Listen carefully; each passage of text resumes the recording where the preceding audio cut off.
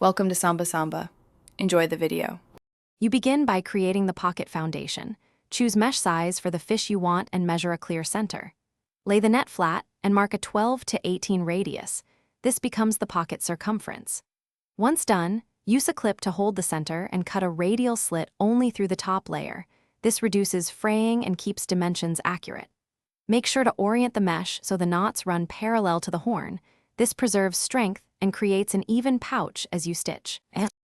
Now you fold the marked edges together to form a cone, creating the pocket shape, pin or clip at regular intervals.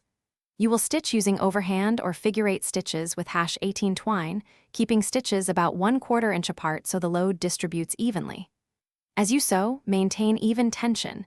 Too tight causes small holes, too loose creates sag. Once a row is complete, double back over the high-stress seam for reinforcement. This method ensures the pocket keeps its shape and holds fish reliably.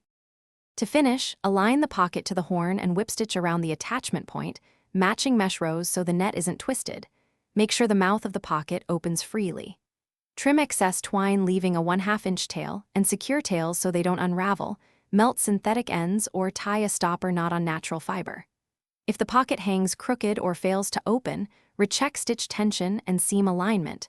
Fix by loosening a few stitches, realigning, then resewing to restore even shape.